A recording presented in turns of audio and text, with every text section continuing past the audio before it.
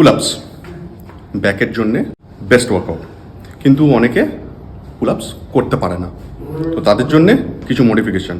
আর আবার অনেকে যারা করে তারা হয়তো 25টা 30টা করছে, কিন্তু সেটা অনেকটা ভুল হিসাবে করে আমার মনে হয়। তো সেটাও কিভাবে করতে হবে আমি প্রথমে প্রপার পুল আপ দেখাচ্ছি, নিয়ে মডিফাইড ভার্সনটা দেখাচ্ছি। শোল্ডার উইথ গ্রিপ করে হ্যাং ডাউন নিয়ে অনেকে যেটা পুল আপ করে এখান থেকেই নিজেকে ওপরে পুল করে, সেটা ঠিক নয়। ল্যাটস এঙ্গেজমেন্ট অনেক কম হয়। তাহলে কি করা দরকার, এখান থেকে প্রথমে pull yourself up as much as possible without bending the elbow. Now elbow should be inside, pull yourself up, go down, your chin should go above the bar, নাহলে সেটা চিটিং বলতে পারো pull আপের জন্য। এটা this is proper pull up.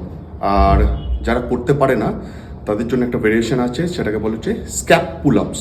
কীভাবে করতে হয় দেখাচ্ছি। Again, hand, shoulder width gap, without bending the elbow, pull yourself up, go down, pull yourself up, go down. এটা করলে কি হয়, ব্যাকের এঙ্গেজমেন্ট বডিকে শেখানো হয়। যতক্ষণ না ব্যাকের এঙ্গেজমেন্ট হচ্ছে, মাইন্ড অ্যান্ড মাসেল যতক্ষণ না কানেক্ট হচ্ছে, ততক্ষণ your muscle are not going to grow or your strength is not going to grow. So keep this in mind.